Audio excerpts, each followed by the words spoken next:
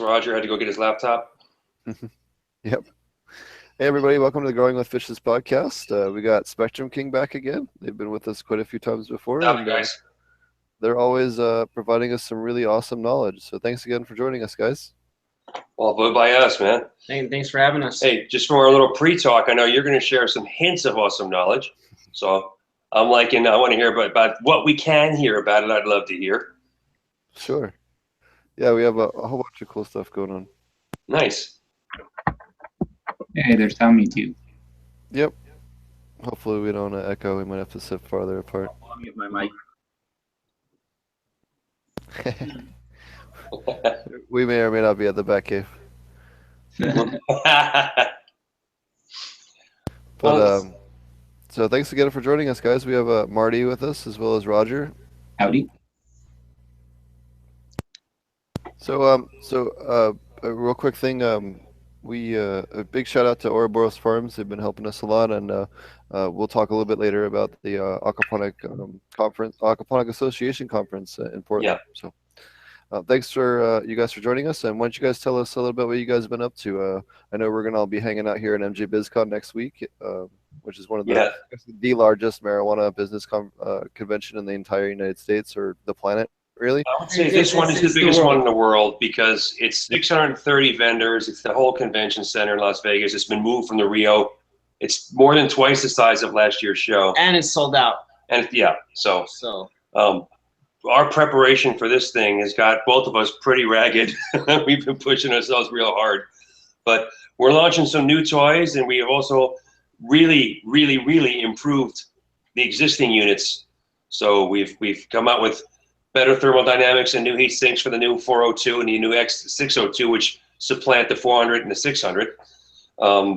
We have better light engines, more light output. Tell them what the new 602 is putting out. The 602, I mean, listen, we don't recommend it, but if you remove the glass, you're pushing over 100,000 lumens. Wow. Yeah. So we didn't just go up a few points. We went up like almost, without the glasses, like 18%, with the glasses, like 15% brighter. Yeah. So with the glass on, you're still almost 95,000 lumens. And it uses a little bit less power. It's using 630 watts instead of 650 watts. So Wow. my new nickname for it is the DEK. I'm sure you know what the K stands for. That's awesome. Yeah, then with our new flat flowering light, you know, that's going to shatter some records too. Yeah, that's the low pro flowered real. Or I don't really that picture he teased you with. I see. Yeah, we got a laptop joining us. Roger's back. Here's Sorry about that. Let's see if we can see that. That's that picture on his side. Yeah, turn to only 300 watts, so that's half power. Wow. And it's obviously this is the first prototype, and Or and I have a lot of work in front of us, but it's been a long road to get here. We didn't want to make something that had been done before, or that we saw the flaws in other people's things and their thinking. So when we attacked it from, if it's not much better than, and flat out cannot get hot, can't hurt itself. You could blast this thing. We could probably turn this thing up to 700 watts, and you could still grab it at any point in time. Yep. Yeah, you know, No moving parts. That's really cool. And I know you guys have some other cool stuff, and you guys have a grow tent. You guys had a really amazing. The IHP is the big secret. Not so secret anymore. It's a remote power system where we can actually use 480 volt 3-phase power, and then we can run multiple lights off a individual power supply, and it's like a server rack type setup. So each blade of the server, each power supply can power 5 lights. So each shelf can power 40 lights. So you take the heat off the light. You're taking the, one little junction box instead of a big plug for each one all the way down the line. You can put one junction box for every 5 lights. So the installation is faster. You can use lower gauge wire. It's a win.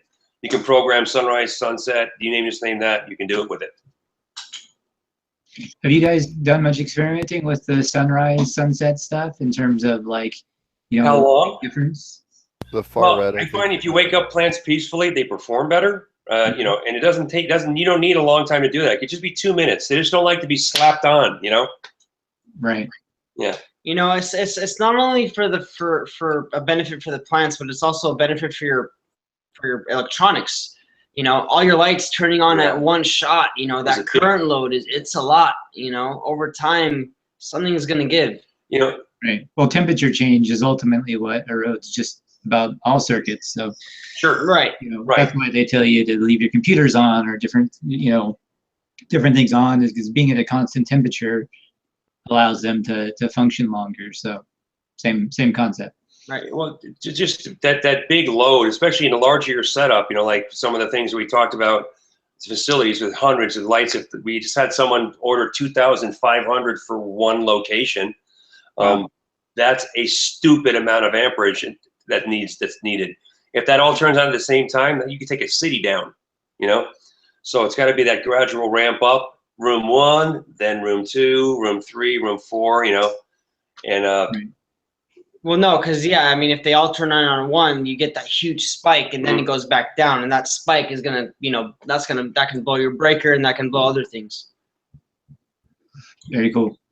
So what we liked about the power supplies is that, you know, if you look at old school digital ballasts, you know, you were not getting high efficiency out of them. Yes, they worked, no doubt about it. No one ever said they didn't work, but we're at the point now where our power supplies are busting 94, 95, and up to 98% efficient.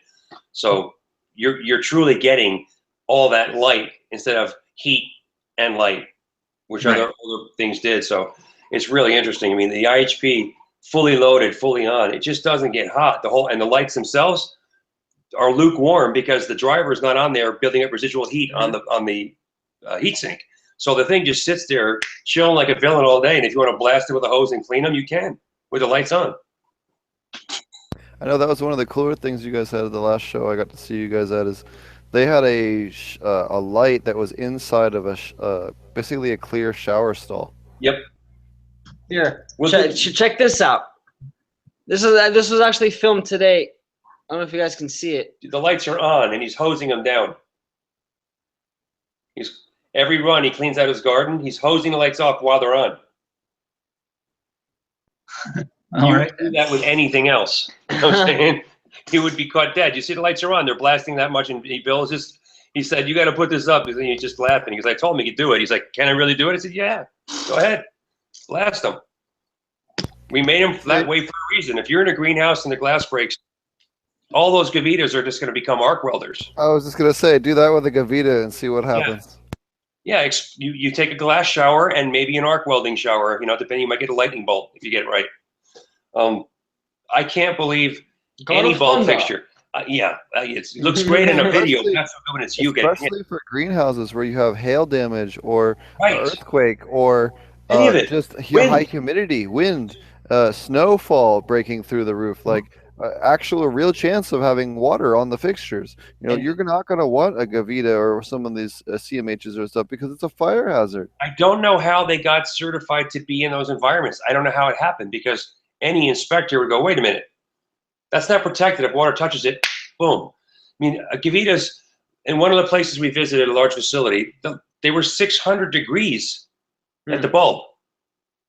That's insane. I mean, you spit on that, it's going to, you know, just explosion. Oh, yeah.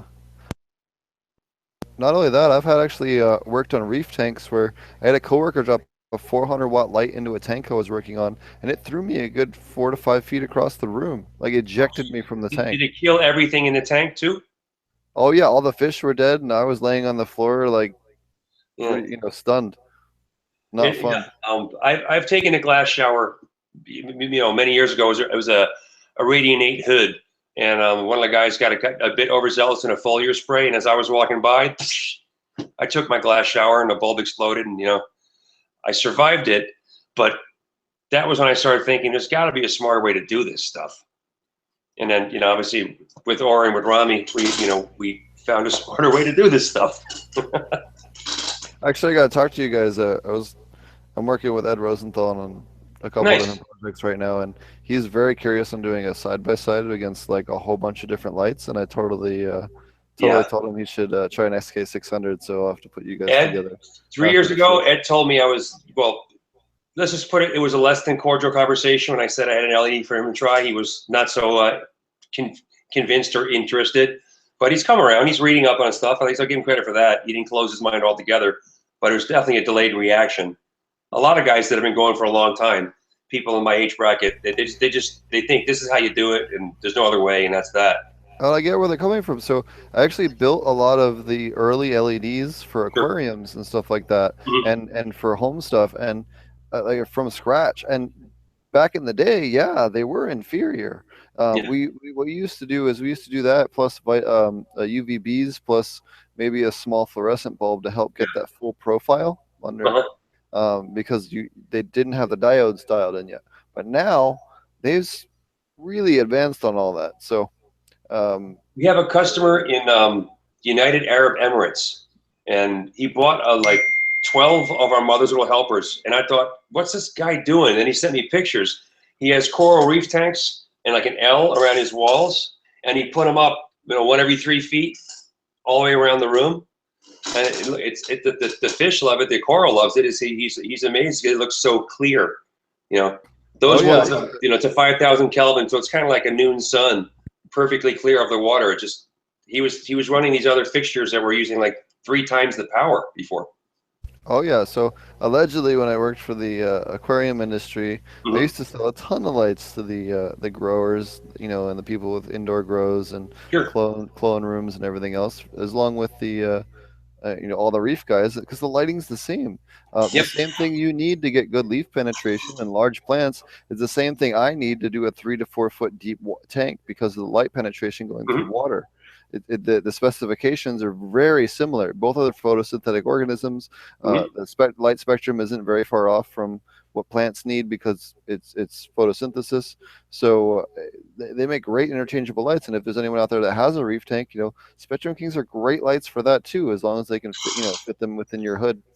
The closer you get to natural sunlight, the more sense that makes, like you just said.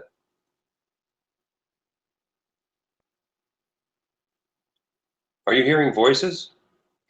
Sorry, I just had we're in the process of getting all of our stuff in for Emerald Cup, and they're on the phone with Tommy right now and had a question, so I had to make sure our entry went through.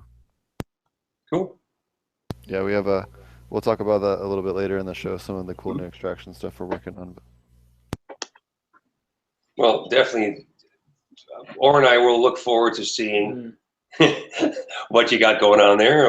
Sounds, just by your description before we went on air about the aroma alone, it's got me like, I need to just see that. Well, we got a chance to see some here in the next couple days. So just the brief overview, we're going to be launching new engines, new bodies, and new fixtures. So the 400 Plus has been supplanted by the SK402, which is an all-white body with a brand new light engine. The SK600 has been supplanted by the SK602. New body, 2 different color schemes, white for greenhouses and black and gold for indoor. And then the low pro veg, low pro flower are brand new fixtures altogether that will be shown for the first time. And the IHP power system. Yeah, so we've been busy with those. Yeah, I've had a chance to see some of the stuff that they haven't let out to the public yet that they're going to be showing off, and man, is it cool. I can't say a word about it or they'll kill me, but it's really cool, and you guys it's different than anything else that I've seen by far in the lighting industry for sure. Well, we're about to do something that we're not, trust me, if you can't find our booth in Las Vegas, I'm thinking even Stevie Wonder can find our booth in Las Vegas. Let's put it this way. We had to get clearance from the FAA. Okay. Let's put it that way. Truth. We had to let that soak in. We made something so impressive, so noticeable that we had to get clearance from the FAA to use it. Sounds good. Yes. That stupid pyramid, it's about to get knocked over. I'll leave it alone. If you figure it out. That's awesome. Yeah. I know you guys have been working on a whole bunch of other cool stuff too. I don't know. Do you want to talk a little bit more about that low profile light? I got a chance to see that one out at Was it the Anaheim? Yeah, you saw the low pro veg down in Anaheim. Yes, we had a couple on shelves there.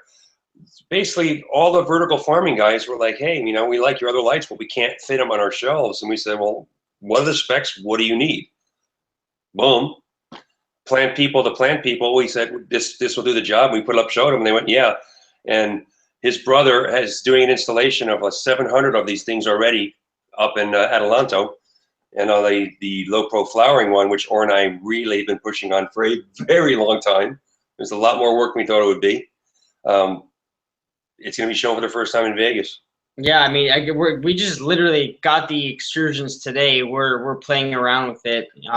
We fired up the prototype and we got psyched. We saw it because, you know, to have the vision in your head, to finally see it come to fruition, and it's been a long road, a lot of trials. It's a good thing, very good thing. And plus, other guys there that had negative opinions of us or said we couldn't do this or that because our lights were too tall or too small. We're like, and now we have these too. What else you got? So actually, on that note, do you want to? I've got a chance to come to your guys' place once or twice, and you guys want to tell people everything else you guys do? You guys do all other kinds of lights, and you guys do, you know, custom lights depending on what it is that people need and the specifications or the crops. Because we make our products ourselves, if you want a special twist to it, as long as it's not obscenely expensive, if you want a custom job, we'll make whatever you want, but you want to make something reasonable for you. I mean, or Rami's been doing it for 10 years. Yeah, I mean, you know? Listen, before we started LED grow lights, yeah, you know, we were gardeners, but we also did commercial LEDs. So we did jobs for Tim Allen, Jay Leno, you know, we did the Rose Bowl. We're doing the Rose Bowl right now. Yeah. You know, nuclear facilities, explosion-proof lights. So, you know, extraction labs that need explosion-proof lights, we actually have that in LED. You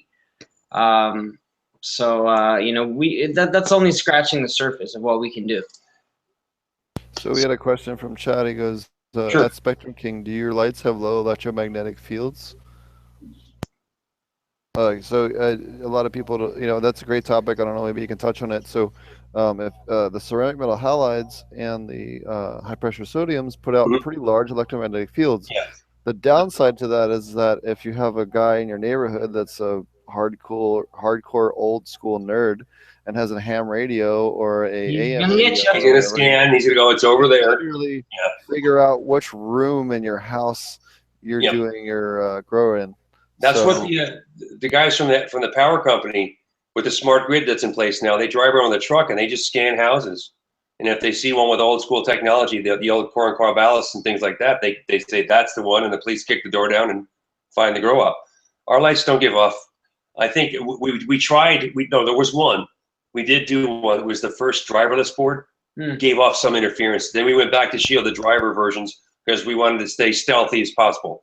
That's one of the things we take pride in, is that using our lights, nobody has a clue what you're doing.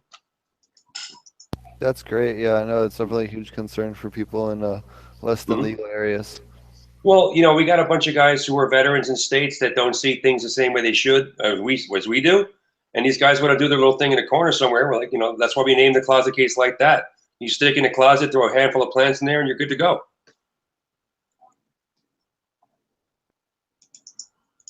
Absolutely. Marty, did you have any questions for the guys from Spectrum King? Did you guys, I mean, obviously you talked about some of the improvements that you made and that you got more light and therefore less heat. You guys, did you guys measure any like BTUs or anything in this? Do you know how much? Yeah. As I mentioned, that the 602 uses 20 less watts than the 600 and gives off 15% more light. So every time you drop watts, you're dropping in BTUs. The HVAC labs that did the third-party test for our lights versus other people's lights came up with the same numbers I did. If the SK600, you can run 5.4 of them per ton of air conditioning. Because we're knocking 20 watts off each light, you can run 5.6 602s per ton of air conditioning. So we have guys now running 6 or 8 lights per ton, and they're not complaining. Dude, I have guys running 40 lights on 5 tons. Like it's all how you manage your airflow. It's really all how you manage your airflow. Right. Well, especially when you're dealing with so much less output per light at a time, right? Like that just makes your job easier, right? Well, the thing is that with our lights, the BTUs you can measure with the old formula, 1 watt equals 3.412 BTUs. It's true because we have adequate metal in our fixtures and we're not giving off an excess of infrared light. That's why the bulb people always say, you can run 3 gavitas per ton by the math. You know damn well you can't. Anyone that's run them knows that if you turn a Pro 1000 up, you're running 2 to 2.3 per ton for real. Yeah, it also depends on your heat sink, how you're cooling it. It's like saying you have two of the same V8s, you have it in a Mini, then you have it in a freaking minivan. What do you think is going to win a race? It's not, you're not comparing apples to apples. If you put a V8 in a Mini, it would just sit on the ground. I'm just saying, man. But you're also making it less, you're getting more efficient or less efficient on multiple levels. If you're cooling a Gravita, then it's becoming less efficient, and you're spending more power in order to cool the room more. Right. That's why when people said to us, well, if your light uses 650 watts and their light uses 1150 watts, when even Gavita says turned all the way up, it uses 1200. They're saying you're only 45 or 44% more efficient. I said, hold on a second. We only create this many actual BTUs, and those less BTUs equals, it's 65 to 70% actual savings toe to toe in a room versus a Gavita because of all the heat they create. We create so much less heat. I mean, think of it this way. Right. 5.4 SK600 per ton versus 2 Gavitas in a true test. That's you put 3 Gavitas on a 1-ton air conditioning unit, it will never turn off until it dies. Right. Well, the truth is you can run 2.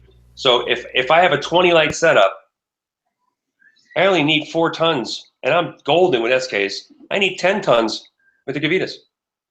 So the power consumption for air alone is obscene. Yeah, exactly. Because and I think that's exactly why. Because you see that effect twofold, and people don't calculate, and a lot of people don't even calculate for how much their HVAC power consumes. They just want to compare watts to watts on the light, which I understand. Get the whole picture. Sure, get the whole picture. You guys have fans, all of it. Yes, sir. Yeah. Right. That and the heat that the LEDs do put off is beneficial. I mean, in some states, it gets freaking cold. Colorado, Michigan, up north, it gets freaking freezing. You need to have high temps with LEDs. So if you, again, reuse your airflow and get all that heat moving around, you're benefiting your room. Sure. Well, reasonable amount of heat. Yeah. Yeah. I mean, it all depends on your climate, right? I mean, that's, what's happening outside, whether, We were speaking to a gardener in Seattle a couple days ago, and he was saying, well, the temperature of my room is only this much, that. And I go, that's kind of cold, for your plants. He goes, well, I'm just using a third bay in a garage with no AC and no heat, nothing. And he goes, the plants are happy, they're just kind of stunted. I go, well, yeah, 72 degrees would be stunted for under an LED grow. And that's something I want to get across, that I tell people under our lights, LEDs 83 to 85 degrees Fahrenheit at the plant canopy is very good. 70% humidity or a little better is what you want. But some guys just can't wrap their head around humidity and that temperature, because for so many years they've been doing it a different way. It's very hard for them to go, I can try this. When they do, they go, oh, there it is. I go 60. I go 60%.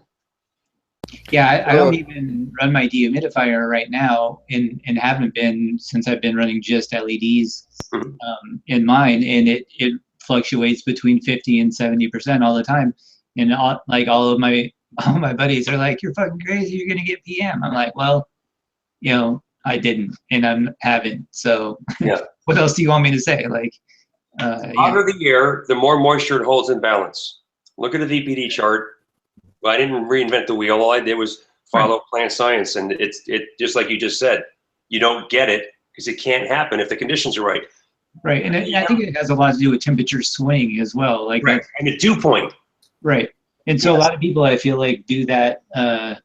They turn on the dehumidifier, and then they don't think about temperature change in their room. Like, a lot of people could do a lot better with just how they program their AC systems, and when their lights turn on and off just by the time of day. You can off the day with your. Just drops the humidity half an hour before lights go off by an exhaust fan in his room. Just exhausts the air for 5 minutes, the humidity drops, and his lights go off, and it's boom. Right, and a lot of people just put their fan on the same timer that their lights are on, right? The exhaust fan, especially in home grows, you see that all the time. The exhaust fan turns on and off with the lights, and it should be coming on with a humidistat instead. Yeah. If it sets, if you have your set points, you have like a hum 1 or something like that, you can set your high-low point. Yeah, the fan will come on with it. Right. Almost all home grows I see though, just that's how they end up though. It's like they, you know, they only want to buy one timer, and you know they're only growing their 6 plants or whatever. Yeah. You know? So I just think it's important for people to remember, you know, to offset the temperature change the best that you can. And if you're really concerned or having issues with PM, you know, the old adage of, you know, you got to be below that, you know, 40% humidity or whatever in order to not get it. You know, what's his face? Big Mike from Advanced still talks about 40% humidity. Yeah. You know? Yeah, 30 years ago, that's what people did, man. But I've met Mike. I worked with him years ago. I'm surprised he still says that. Dude, he told me that. He told me that 3 weeks ago, and I was just like, dude, what's your silica ppm? Because you know, if you get your silica and your calcium dialed in, you'll actually have a much better defense. And then, not only that, so this is something that I talked about at the Aquaponics Association for the first time publicly, but I'll talk a little bit on the show. If you take the plant proteins that are the precursors for the main proteins that are responsible for the plant's immune system, and you use an organic extraction process, which I'm not going to tell you that part, but we have an organic extraction process where we can take the proteins that are responsible for the plant's immune system response, isolate them with a process using ingredients that you can eat, and the final product is consumable. You can drink it, so you know there's no issue. It's completely harmless to fish, which is the other cool part. And I can boost the levels of response in the plants for their immune system because the plant simply has a significantly higher protein count for the base building blocks for the main proteins responsible for immune system response, or for chlorophyll A or chlorophyll B production, or which I've talked to you guys about a little bit privately, or some of the other stuff that you can do. So we've actually been mapping them out and working with different microbial inoculants, similar to the manner that like Mammoth P is kind of doing, only a little bit different rabbit holes, and you know, really exploring that, especially because they're all fish safe. They're great for aquaponics. They work just as good for lettuce as they do for cannabis. So, well, the short chain peptides in the plant, the building to make the proteins. I know where you're going with this. I mean, if you can stimulate that, what I call secondary metabolite production, your plant's going to be healthier and last longer. Boom, you know. And you don't even have to use pesticides to get rid of mold. No, you don't. Can literally make the plant so resistant to it, or have such a good immune system to it, that it'll take care of the problem itself. That's the thing that people have forget, because everything is so damn hybridized and so weak to certain things, because we've bred for the wrong traits and not for the right ones. And so if I can take that and compensate that via a separate mechanism, not necessarily genetics, but for just immediate response, I can tweak that a lot in an organic method that doesn't use any synthetic compounds. You could just use chitin. Yep. I mean, that's one of them. Exoskeleton of insects, like insect frass, chitin stimulates the production of those short chain peptides, which then make more secondary metabolites. It sours the milk for bugs. They smell that. They go, I'm not touching this plant, because they're predators. They want to hunt an easy kill. They want a tough plant. My friend that was growing with frass years ago, big burly dude, he didn't even have filters or screens or sealed rooms, and he never had any bug problems. And everyone thought, you're crazy. Your stuff's going to get all screwed up. Never did, because he was stimulating the plants the right way. Yep. No, we've had amazing results. Sorry for the vacuum pump going on in the background. Maybe someone else was. Roger, do you want to ask them a couple questions while we're running the vacuum pump? I actually just got here. I'm coming into the tail end of the conversation. I really don't even know. I went and got my laptop, and it took a crap. I mean, I don't know. It just went black on me when I tried to turn it on from next. I just grabbed it next door, ran back over. So, no, I want to say hi, Brennan and Orr. It's great to have you back on the show. Hey. Sorry, I had technical difficulties that kept me from being in the conversation. But I really don't know what y'all are talking about. So I'm going to hang here, and I'll open my mouth when I have something to say, I guess. But thanks for asking. Hi, Marty. How you doing, buddy? Good. How you doing, Roger? Sorry to hear about your laptop, man. I smoked a bowled out Blue Dream too. The second one I told you was that had that smell. I've never smelled anything like it. I got so stoned I scared myself. Blue Dream will do that to you. Oh yeah, but I got 2 different plants. One doesn't, and then I did this other one the other night, and I went, holy shit, you know. But the strawberry kush and the pineapple haze are incredible too. I got, oh, you know me, man. Don't make me start rattling my jars now. Or no. Oh, I see your jar, and hold on. Bring in dessert. Forget that little jar there. Bring in the dessert, okay? There you go. Yeah. And that's just one of the, or he's been busy. He's much better with scissors than me. I'll leave it alone. And we actually got something to help us with trimming because I suck at trimming. So now we got a Centurion Pro to try it out. I do have one question unless you got something else to, I mean, we're kind of shooting the shit. Hey, I know we got a little bit of noise going on. I just want to show off. This is the viscosity of our new concentrate. Wow. It's like water. I know it is. That's really thin. So vaping it all day long. Yeah, it's pure terpenes, pure cannabinoids, zero. Would that be really cool on a hash bell? I think that'd be an interesting thing to try with. You know what's funny? The thing that I found works the best, like aside from doing it off of clean glass as far as taste, is we've actually taken it and we clean, so we get enough on the gaskets to where it gets on your fingers when you're replacing it. So what we do is we wipe them down with rice papers and then we roll it into a joint. Holy shit, do you get high. So that's like having a 99 octane joint basically, right? I was the highest I have been in years last night. We did that for the first time just as an experiment, and I could barely walk back to where I'm back to the bedroom. If you're a regular smoker, like me, I'd be hospitalized with an IV drip for a couple of days till I woke up. Yeah, man. Same kind of stuff. Not the same stuff, obviously. Yeah. It's similar, same process as what we did with when we came to visit you, Marty. But we've improved upon the process and got it even better than where we were at the time. Nice. Hold on. See, you took your jar out. You guys showed your jars of weed, and Or got hungry. So. So here you go. If you guys aren't used to seeing. Oh something. Man, Or you got to see this. Or. I thought you guys might like a little sneak peek of. Check it out. A little. Just making sure. So this is actually some stuff that's going to turn into some of our sublingual powder. You see, just in case you're wondering, my birthday is next month. Yeah. So mentioning now. Hey, mine's in 2 months. We all got birthdays. Keep it coming. No. Yep, I'm in February. Right after Valentine's Day. Normally I'm back at the house, but we're still at the lab. We have a nice little couch here at the lab, so we've been working, and then this is not an exaggeration, 24/7. Like, we have 3 people, and we all take an 8-hour shift, and we work until this is all ready because we've been cranking out stuff for Emerald Cup entries.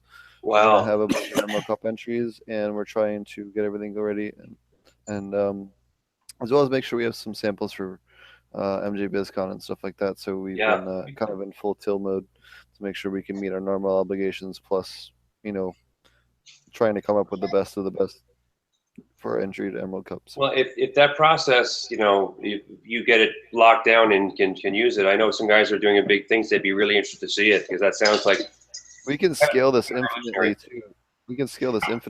I mean, we can scale this up to hundreds or even thousands of pounds per day off of just a handful of machines. So. Wow.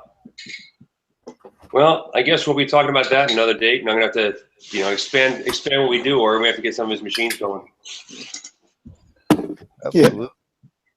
I know you guys didn't have a ton of time. I just wanted to see if you guys need to run soon, or if you guys have a few more minutes, or where you guys are at. So I didn't catch you. Broke up on me. Oh, I just wanted to make sure you guys need to get running soon, or I know you guys didn't have as much time today as before.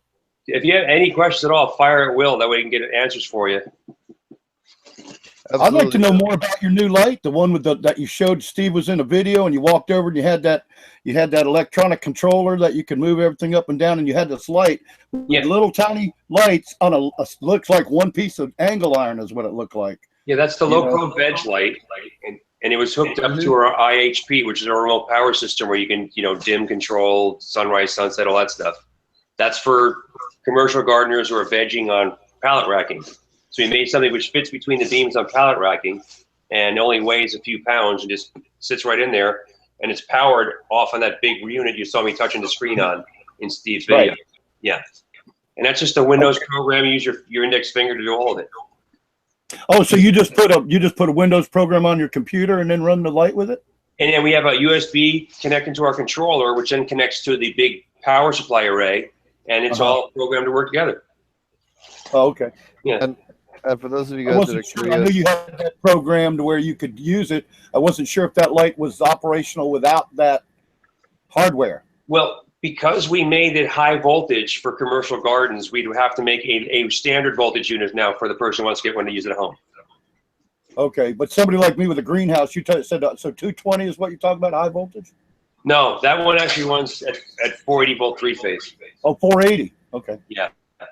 So Yeah, we I think have. you mentioned that. I think you mentioned that in the video. Yeah. And we make light edges that run at higher voltages because you can run wire longer distances with less wear off, you know?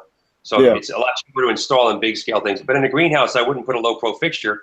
I'd put one of our 600s or something up there that can blast the distance down you need it to hit. Right. Yeah. Yeah, but see, I'm not using a greenhouse because I'm in a, as Steve likes to say, a less than legal state. So I'm only a 6. You know, I barely grow 6 at a time. So I'm, you know, I'm still using, and I'm still on HIDs. You know, Sure. I've got some cheap LEDs I bought because I teach on a forum, and everybody's buying them. So you can't teach or tell them that they're crap or they do an okay job for what they are unless Right. you get with them. So. Sure. And I don't have an extra 14 or 1500 laying around, so I've been a little bit behind it. I mean, I'd love to buy one of y'all's lights, man. I tell you what, I've seen the results, and I love the concept you got too. What size grow area do you have? Like basically a 6 by. Well, I've got a room that's 8 by 8 cut up into 6 by 8. Okay. So basically a 4 by 6, 6 by 6 area. Yeah. There just wouldn't be too many. You know. A high ceiling. You have trays, things like I've that? got 8-foot ceiling. Okay. Well, You know, 7 to 8 foot, somewhere in there, 7 to 8 foot. yeah. We'll figure something out. Steve will work some magic with that jar of his. Hint, hint. And you know, we'll see. Maybe there's something with that. I don't know. So I just wanted to say on this note, since they're on the show, we've actually used a bunch of Spectrum King lights over at the Ouroboros Farms, which is one of our vegetable farms, which is part of Purity Medicinals now. Man, he's had such good luck with the Spectrum Kings for seedling starting. He does a lot of germination under Spectrum Kings, and I think he's going to be one of the people that is really looking forward to seeing your low profile light, and especially for the aquaponics guys, and the low profile stuff for germination stuff on a commercial scale. This is going to be huge. I mean, this is better than anything that's out there in terms of. And because we can adjust the output, you know, depending if you're dealing with lettuce or dealing with whatever, we can change the whole thing. The power options are really fine tuned. Yeah, that was cool. That was so cool what y'all come up with. I was blown away when I watched that. Not many people doing it that way. You guys have any plans of doing a flower version of your low profile light? Yeah, that's. Yes, we do. Whereas we're launching it next week in Vegas. A few people that are very interested in doing multiple tier grows in states that count canopy size. Some of them count multiple vertical canopies, and some of them don't. Yeah. They cut the footprint. They're doing it in Maine. They do it by square foot.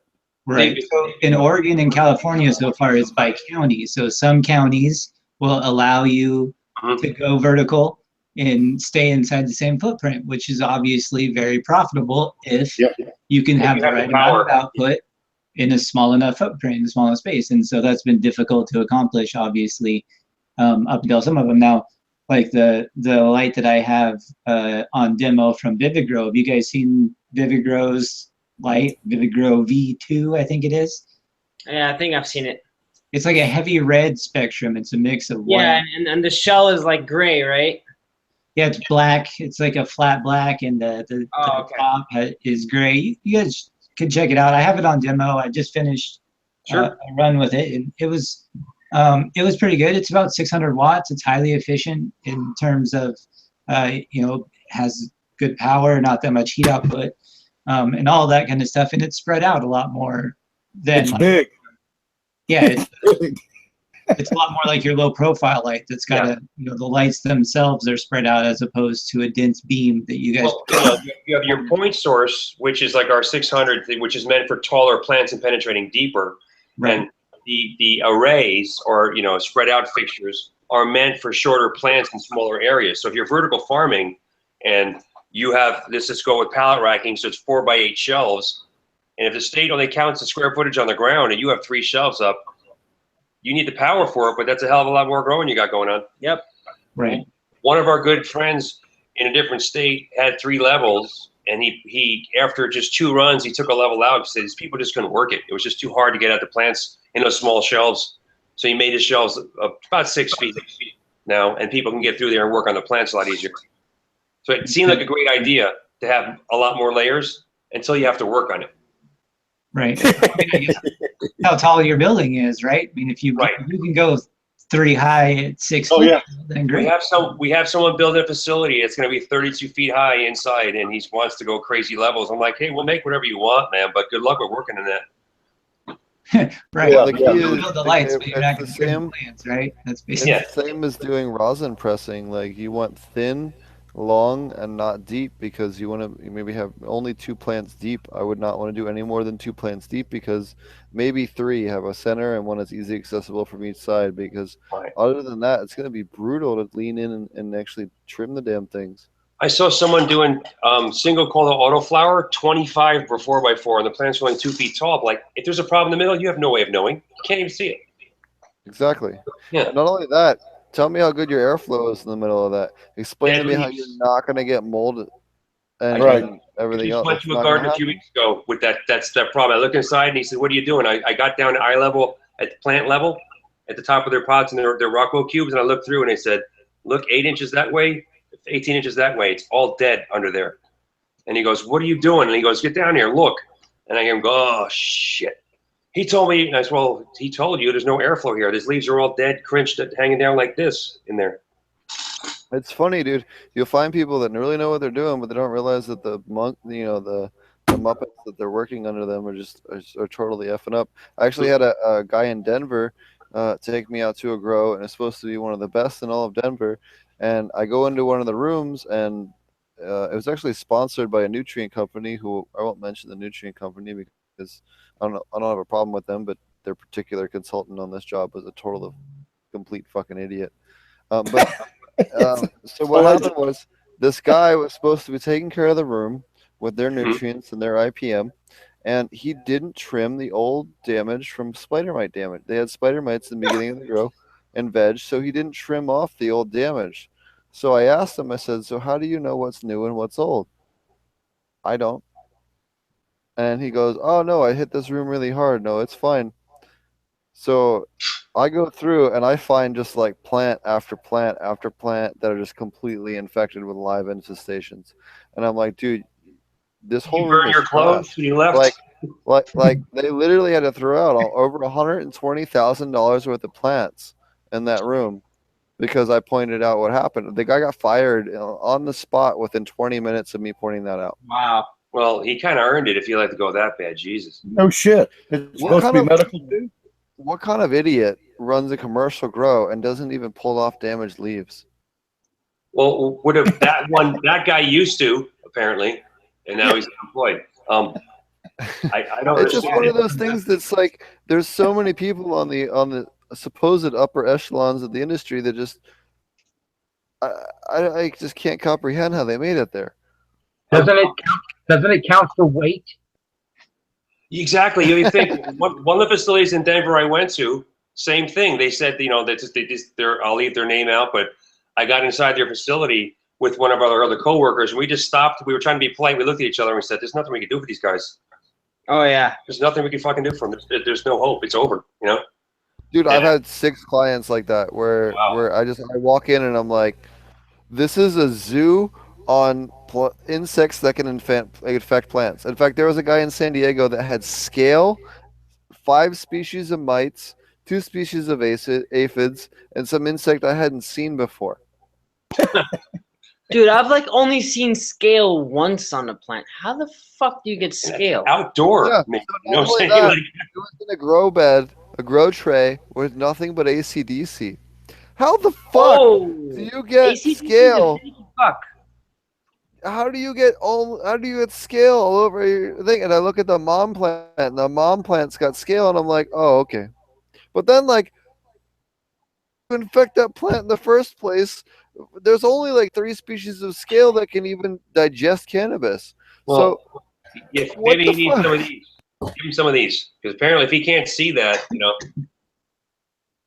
that's why I call when I go in the garden, I see what I see. If I suspect anything, I call over Eagle Eye over here, because Aura can see that stuff. Because I can't see it anymore. I admit my eyes suck. So if I suspect, I call in the eyes. I wouldn't just go, oh, it's okay, it's fine. I'll just keep going like this. No. Yes. Well, some of the mite species really can be very hard to detect early on.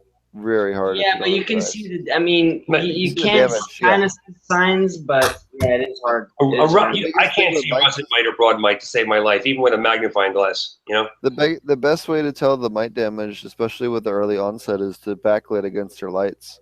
So squat down and kind of crawl around at like like almost like knee level, and then look up against your plants, and you'll see the damage long before you ever see the mites or the shadows, one or the other. Mm. I like to use a green light too. I know like people like to use them when their lights are off and all that other stuff, but even if you just used like a green spotlight, even when the lights are on and you shine it on there, I feel like it helps it helps you have more of a contrast by really lighting up the green plant against the bug.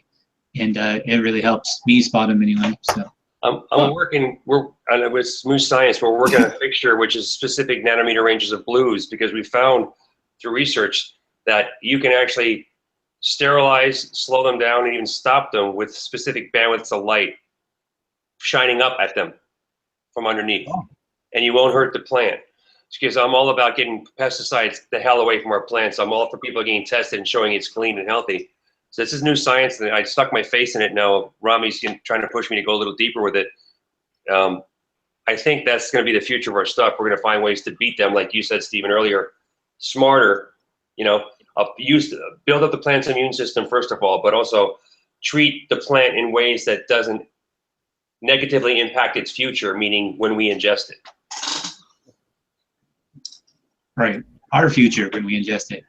Yeah, absolutely. Well, exactly. Well, especially with concentrates, I don't want to concentrate a pesticide, but if I can just make the plant slough off the mold or insect better, I don't have to spray it with something that I have to worry about concentrating at all, ever. And it makes it for a better consumer product. Enzyme, you win. Exactly. So I don't have to, or using other organic stuff that's completely benign. Chitin is a great one. Where I don't have to worry. I'm not going to concentrate it. If I do a concentration, it's not going to strip anything from that and concentrate it in my final product. That happens a lot with different pesticides. So, on this blue lights you're working on, are those going to be? Is that going? Do they have any advantage to the growth? Do they add any growth? Or that's what I mean. No. Yeah. Okay. It's just merely for the pest and the. This is something you would.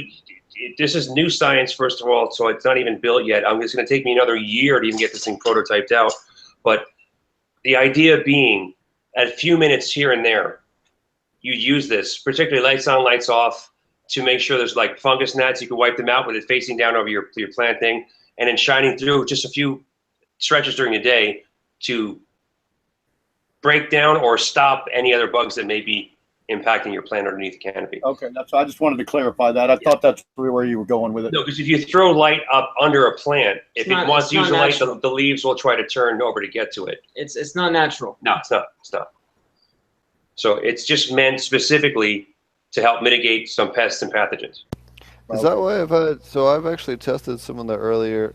I've tested some other supplemental LED lights, and they were designed to be hung through the canopy for supplemental light to give the plants light in the center and lower part of the canopy. And is that why sometimes I get like really funky leaf growth, almost like I monster cropped it, where I'll get like funky growth as far as new growth doesn't always have. It'll turn. Knuckles and turn. Yeah. But I've also had ones where it had, you know how like you're familiar with monster cropping, yes? Sure. Yeah. Mhm. So you know how it gives single and 3 and 4 and fewer fingered leaves? Yeah. Had some of that as well, and it always made me wonder if that increased my chance of herming, because it felt like I was increasing the stress hormone, or at least to that, but I didn't know if that was the same one that was responsible for that. Maybe you guys can talk on that a little bit.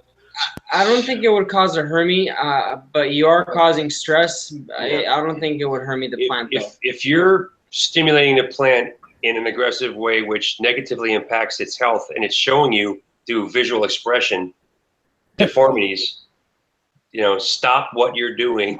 Please get that thing away. If it's a weak genetic, you're gonna see the signs, very fast.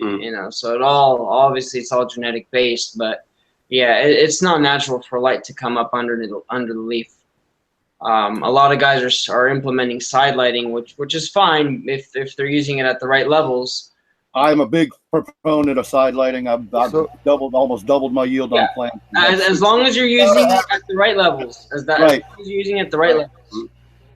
Yeah, see, that's what they're saying, everybody out there. They're saying you can't shoot the light to enhance growth from the underside of the leaf. No. But side lighting can still be good as long as the angle's above the leaf. Right. Something along the 45-degree angle, not too far away. I kind of angle it like this. I bring them down under my HID, and I have them at an angle. So that they're kind of covering the whole side of the canopy. Your plant the side branches will reach out to that light because it's more impacting for them. But if you have a better light source to penetrate from the top, you would get the same effect. Yeah. It's hard. Sometimes I used to grow natural, and I used to grow natural, so my plants were always 5 or 6 feet tall. Mm-hmm. So it wasn't, you couldn't penetrate the canopy far enough. That's where I started. And in fact, one of the times I got a pound out of a plant indoors was with a 250 watt HPS side lamp, and on the top was 1,000 watt on a 6-foot light mover. That's for you, Tommy. It had a 6-foot light mover, and it was going back and forth across in the one plant. And I said, man, this is nice. And it was getting like a little weepy and, really heavy on the sides. I put that 250 over there, and I got 9 colas that were over 5 ounces wet, which, dried to about an ounce and a quarter.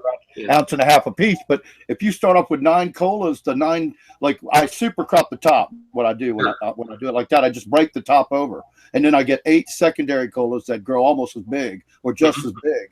And so when you start a plant like that, and you've already cut the 9 colas, and you got 10 to 12 ounces, you're on your way. All the rest of it is Merry Christmas. So. If you vegged it longer and super cropped it a few times, you would have had like 20 colas in that same plant. Yeah. Well, I've got limited space, and when I find that when I do that, my plants are getting too wide. Now, I have done the last time I did it, I did super cropping. I did the whole plant super cropping, but Marty and I talked about this last week. I lost a bunch of yield. I didn't get near the yield. Well, of course, it's new genetics I hadn't tried. It was our fruity pack, which was pineapple haze, strawberry kush, and blueberry. Now, we know blueberry is not going to grow gigantic indoors generally, but and then I did a couple of blue dream, because I was so I did, that was my grow, and so I don't really know, because I had just grown an OG Kush where I got 2 plants. I got 1.5 pounds. Nice. And that was with one little cheap $100 LED as a side light. Well, I won't mention the company, but if you're mixing spectrums, so you're lighting your plants.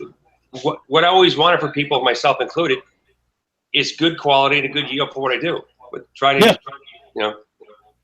I just want enough to last me till the next grow's over, and I've gotten to where my method is that way, and my quality is going up every single time. Mm-hmm. And I've been really happy that I finally figured out exactly how I can do what I need, because I'm not in the commercial business. I'm just taking care of my own meds and the wife, and that's it. Maybe I'll share with a friend a little bit, but that's it. I don't sell it or give it away or anything like that, really. It's just maintenance, Yeah, so it's just, so I'm happy as shit, like you said, as long as I'm getting one. Now, yes, would I like to have a even better quality? Well, at some point you say, can I get better quality? I'm sure I can, when I start. Yeah, there's always a way to get a little better quality. There's people on this podcast who can help you with that. So many people. Yes. And I feel that same way too. Like I kind of get on myself sometimes too, because I never grow the same way twice in the way that I can't do comparisons, the way I want to. I'm limited by plant count and by Space. regulations and by so many different things. And now, I'm getting ready to move to a new house because I couldn't grow outdoor here anymore. And so indoor for me went from like this hobby that kept me busy in the wintertime to being the only place I can grow. So it was, it's obviously a lot different depending on what you're doing with it. Like, I just wanted some plants in the wintertime that I could play with. So I didn't feel like I was, going to blow up in the wintertime because I didn't have anything to do and no plants to grow. So, I had some little LEDs. Actually, my first ever grow, I think, was just some CFL lights from like Costco or something, and just playing around with aquaponics in the garage. And so to like just to see the difference in terms of what your goals are changes so drastically from like just it means more to me now that it's the only place that I could grow at the moment for the last year or so. But also when I go to some of my friends' places that have big grows, whether they have gavitas or, big LED grows or all the different places you see it. Like, I mean, lighting is, it just, there's so many different phases of it depending on what you need, what your priorities are. Like Roger was just talking about, I just need to produce enough to fit my space and produce what I needed to get me to my own smoke. And so it just put things on a different perspective, which is what makes it a great topic for the podcast, because we can go through so many different stuff. And I think it's cool that you guys do different lighting stuff than just the lights that you put out. Obviously, you guys put out the your normal models, if you will, but on top of that, you'll do specialized stuff that only go into a certain space, or like you guys were just talking about the low profile stuff that you got feedback saying, hey, we need this. We can't fit your lights in our space, even if we do love them. It's great and everything's awesome. They don't physically fit. You can go, hey, we can fix that, and then you build it. You build it right here. So we apply the same theory about quality of spectrum, available and intensity, just in a different scale. Right. Although I will say the flowering low pro is going to be a freak of nature. Yeah. Can't wait to see it, because that was really cool. I loved it when everybody's going with the bigger cob lights, and then all of a sudden you come up with something new with these little tiny little lights, and it looks like it'll just rock. So I'm waiting to see. It's, again, by getting into so many different type grow operations, the way people grow, we have to figure out, we have to sit back and go, well, for this application, we probably should do something a little more like this, like that. And after a while, we start seeing a formula, and we get the idea. You say, I have a job, this is what I have. I have a greenhouse, I need this, that, and the other thing. We go, okay, bing, we need this intensity of the canopy. We need this kind of power is on site. Bing, here's the package. It might be as simple as a reflector kit, or it might be a different fixture, depending on your setup. So we just kind of build things to suit, and because we build this stuff ourselves, kind of makes it easier. Just we ask ourselves the question, would we use it in our own gardens, yes or no? If the answer is no, we don't build it. If the answer is yes, we build it. Simple. Very cool. So while we have you guys, read one last question here for you guys. Sure. So if people are using foliar sprays or nutrient foliar sprays or pesticides, would you recommend using them at the beginning of the light cycle or the end of the light cycle? Because I've heard, not me specifically, but that's the question that the person has heard. I have to rotate the question into two parts. If I was foliar spraying to feed, I'm okay with the beginning of the light cycle. Right. Because that's more of a watery thing. It's going to run off. I might even do a carbonated water spray during the light cycle. Yeah, because that's low ppm. That's fine. But if I'm using anything with oils in it, that's at just before lights off at the end. Let the plant process it overnight to heal, and then the next day come back at it. I wouldn't want to spray oil in the morning. Be it neem, be whatever you're going to use. Anything with oily viscosity to it, it's a bad idea to spray before lights come on. Why not use a green light? Like I believe you guys sell a green light. Yes, we do. Yeah. what about using it and just doing it after dark, after the lights are completely out, and using Yeah, green light? you can do that. I mean, I generally do it when the lights are like 10 minutes from going off, 15 minutes from going off. That way I get to see what I'm doing. You run out there like idiots. Shit, lights going off. Get out there. Go. Yeah. That's not with HPS lights, just to me. Yeah, just to It's like there are times where I'm in there foliar spraying the bottoms. It's like I'm down there, lights turn off. I'm like, shit, Crap. where the fuck am I at? Yeah. Especially when you're in the middle of a bigger grow room, you're like, shit, I gotta navigate out here. And God damn it, I left my cell phone over in the other room because it was charging. And I was listening to my podcast earlier, so like now I gotta like crawl out of here by feel alone because this room is. I leave the room by the dim light of the Titan controller. Right. You can see a little dot. That's over there. The AC's over there. The DV's there. I see a little dot. Takes a walk this way. I've been there. Follow the light. I was actually recording a video in the grow room, and I forgot because of the time change. Oh wow! My timers don't automatically adjust for daylight savings, so I thought I would still had another hour, and I was in there working, and the lights turned off, and I was like, "Wait a minute." I didn't have my cell phone or any, like I had nothing in there, and it was pitch black. I had to wait for my eyes to adjust so I could squeak my way out. But that was pretty funny. Well, you know what? That's a great thing that we bring up is that, you know, while those light sources are great when we end up in that situation, those light sources can also cause your plants to not go fully to sleep and cause you herming and other things, which I don't know, maybe you guys want to talk about a little bit, but that can be a huge problem. Even light bars, the red light and yellow light and white light on power strips. Yeah, well, if you have a sconce light or something like that that's given off enough to hit the plant with even like 80 micromoles, you could hermium out. Yeah. Well, here's the thing. It takes 4 hours for a plant to go to sleep and 2 hours for a plant to wake up. That's if it doesn't receive the proper spectrum to put it to sleep or to wake it up. So whether your lights turn off immediately or they turn on immediately, that doesn't really mean your plants are waking up or going to sleep. It's all about the phytochrome, correct? The phytochrome reaction. Yeah, but yeah, you can trick a plant with different light sources, but it's all about the intensity of it. Like even if you have a green light in your room, because plants do use green light, they use 85% of it. They reflect 15%. But if it's a low intensity where what's hitting the canopy is in 20, 30, 40, 50 micromoles, you're not going to do anything stupid. But if you have one of those sconce lights that's on all the time, that's enough to get plants confused. And when plants get confused, they tell us by going those little balls that make us all sad. But one thing I thought was interesting, Steve, do you remember when we had Mr. Green Jeans on a couple of weeks ago? He was talking about how that he wasn't convinced that light stress alone would cause herming. Yeah, I was going to bring that up. So it was Mr. Green Jeans. I wasn't sure.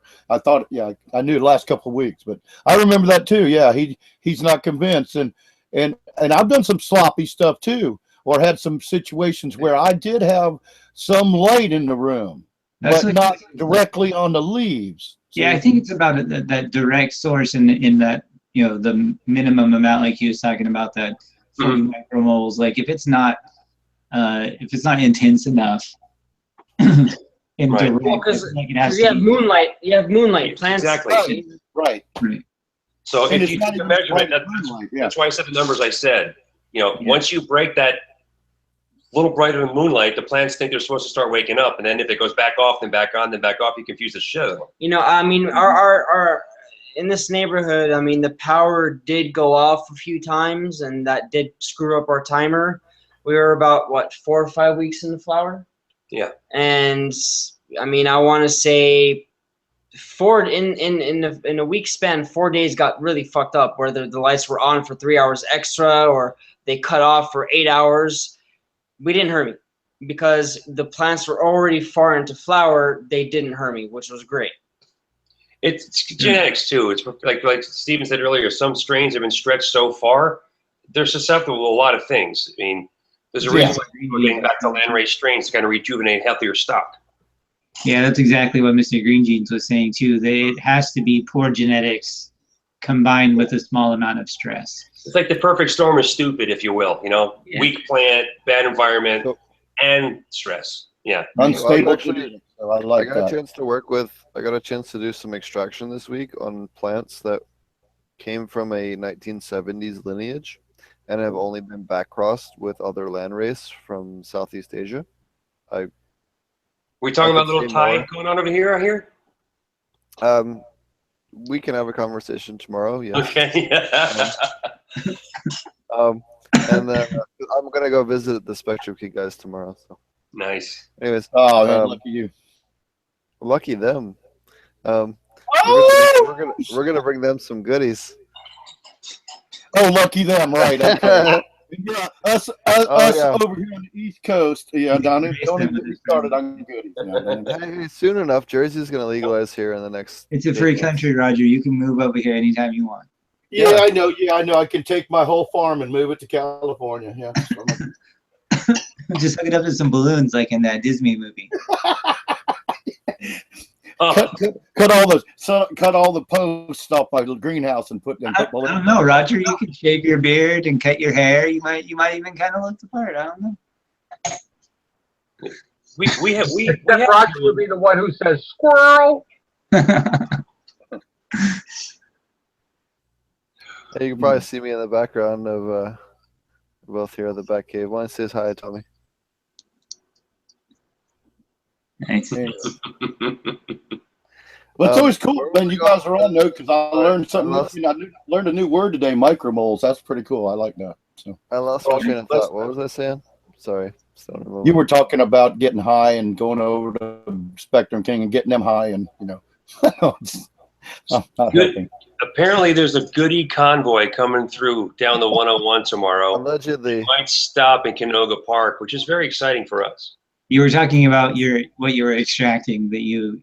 Yes, the landrace. So we got a chance to do a bunch of extraction this week on some landrace stuff from Southeast Asia, and it was very cool to work with. The terpene profile was complete. So I've worked with a lot of different hybridized versions and much more modern strain stuff that came up to about in the last, I would say, 2 to 10 years.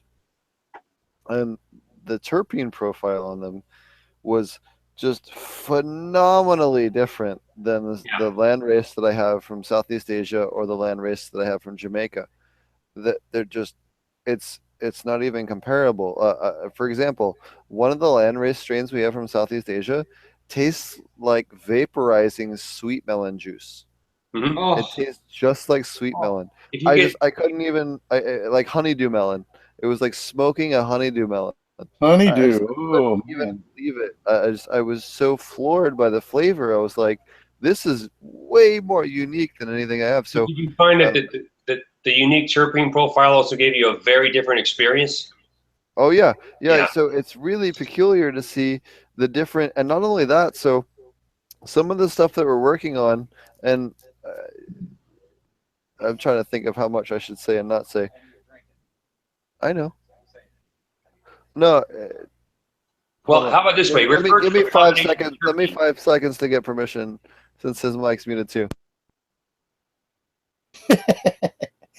Well, he's muted. You know what you were mentioning. Brandon and you guys. I'd love to. All right, what we realized is that we have a very, very pure product, but the problem that we have is that the testing equipment currently can't identify most of what's in our product. We know that most of it, we're running like ludicrously high terpene levels, but they can only test for 23 in the United States.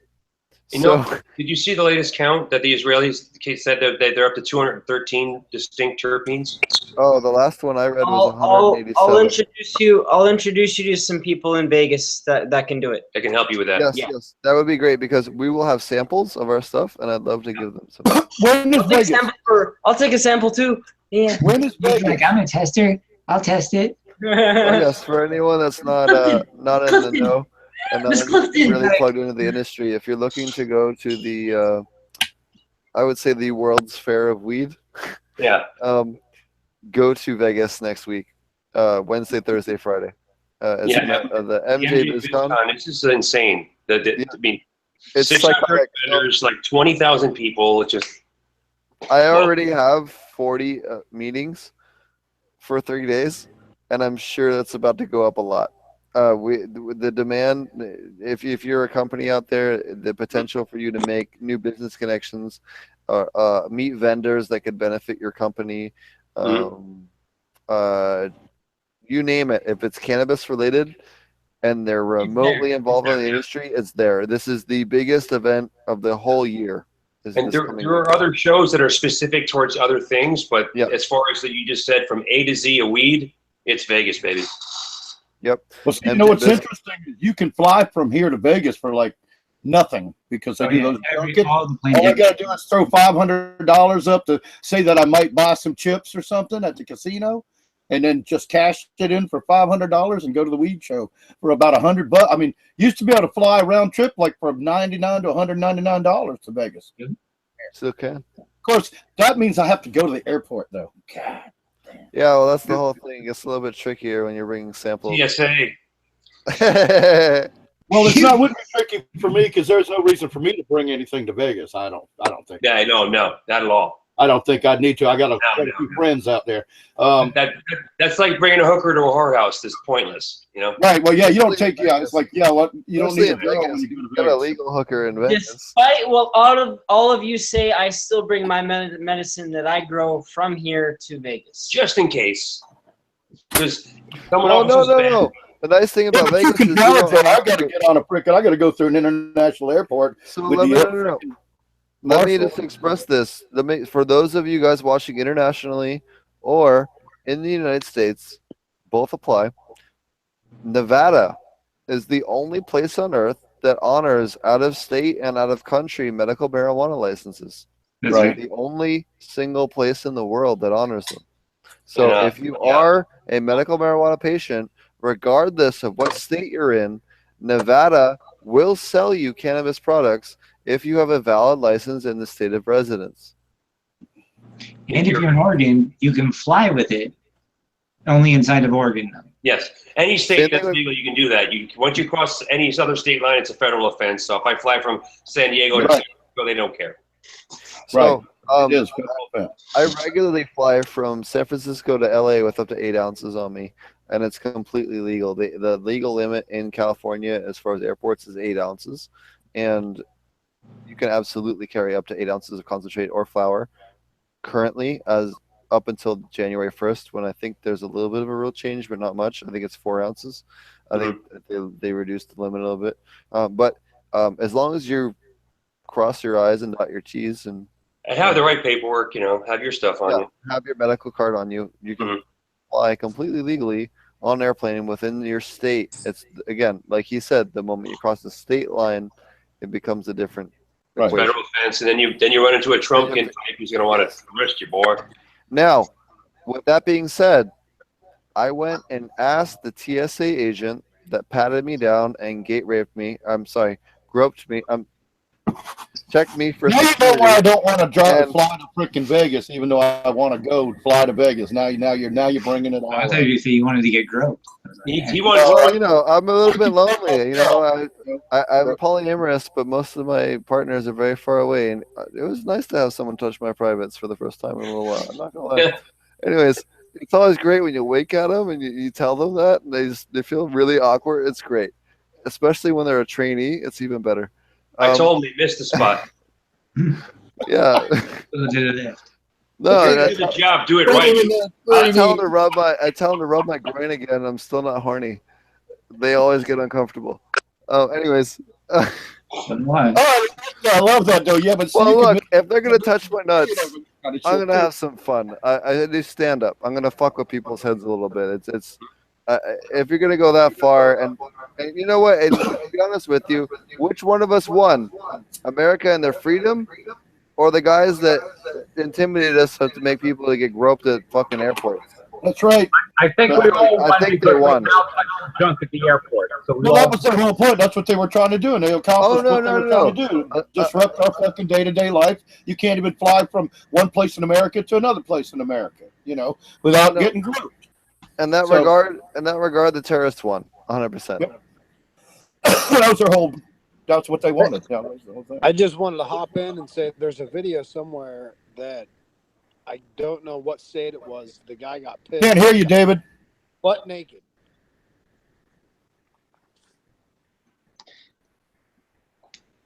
Hello? Did you guys hear any of that? We can't hardly hear you. That's why I stopped you before you went on a long thing we couldn't hear. No, there's a guy in some state who actually got butt naked in front of the TSA. It's on YouTube. It pissed him off, and so he just pulled his pants down and ripped his shirt off. Funniest thing you ever. Did he get on the flight? I'd love to get on a I have plane no clue. with like the only thing that keeps me from being arrested for nuisance exposure would be like a piece of cheesecloth and maybe some spray on the spray on latex paint they use for women. Yeah. You know, when they cover their boobs. I think that'd be hysterical just to rip off your thing and still be technically legal, but like as inappropriate as possible just to like prove the point. Because this whole thing is fucking ridiculous. Look, Israel has a far higher security threat and doesn't deal with 2/3 of the bullshit that we deal with. Explain to me. Because Americans in general are, it's a fear-based society. It's what we have. So they like to do social control to keep people in line. That's the whole process. But the same token, if they caught some asshole with a bomb on them, I'm happy they did. Yeah. So, you know, what's a little groping amongst friends considering that death is the option? I'll take a little groping over death. Maybe I'm crazy, but that works for me. With me, I'm just so freaking impatient. Okay.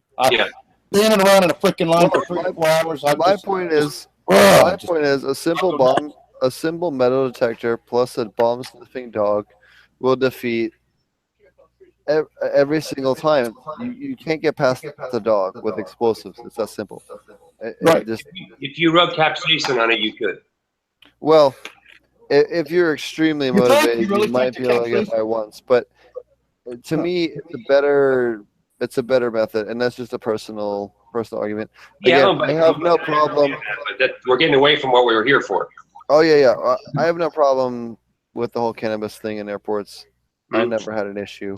Yeah, the dogs don't need to be smelling for that. I mean, come on. Nobody's going to bring down the plane. No, and they don't now. I mean, I'm pretty sure everyone on this podcast has traveled with cannabis at this point, and allegedly. Hey, true story.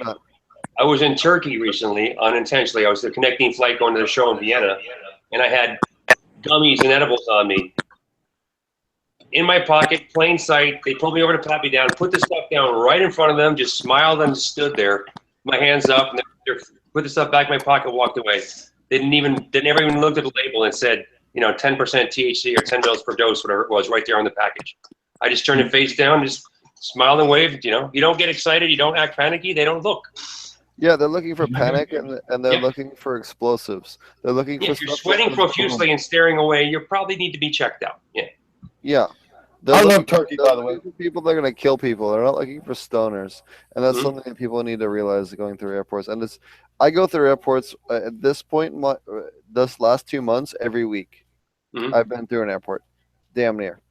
So, again, they're not looking for flour. They're not looking for concentrates. They're not looking for bongs. I got a chance to talk to the guy from the TSA here that groped me the other day. I was starting to talk about that, and he said, "Look, we're not looking for bong." As I asked him, I said straight up, like, if I bought a bong on the plane, what would you do?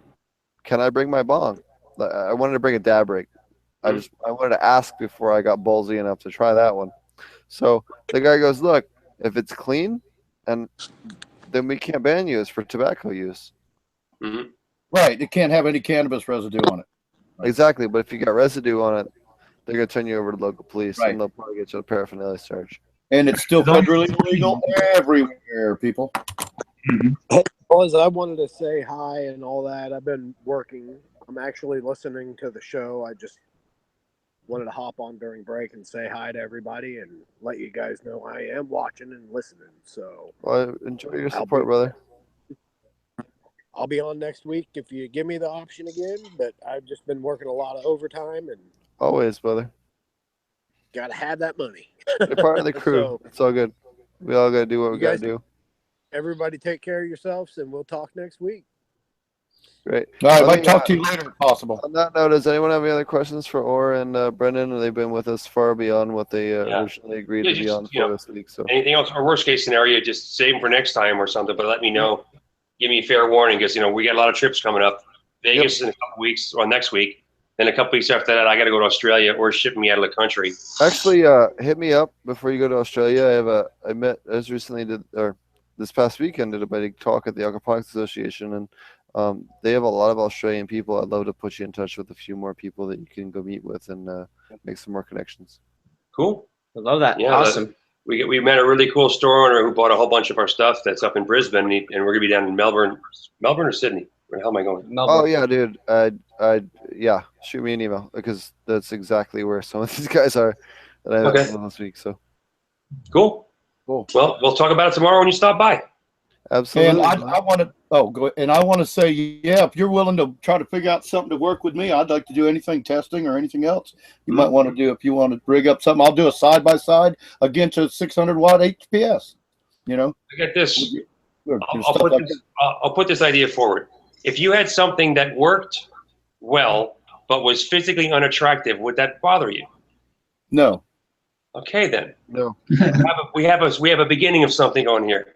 I think the doctor sitting next to me can operate on something that would work within a much safer budget. Wonderful. That's what I'm talking about. Yep, a little bit of that.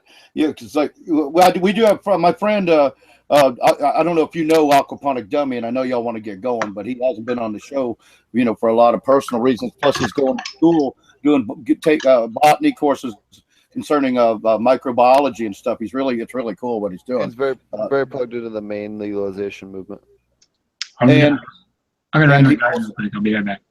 And he bought the Citizen or Cree cob light kits and made his own passive system and hung, with aluminum, angle iron and all. And he's getting great results. I mean, that was a super cheap way to go. But with me, I want to try Spectrum King, because I believe, from what I've seen, you guys are amazing. I love it.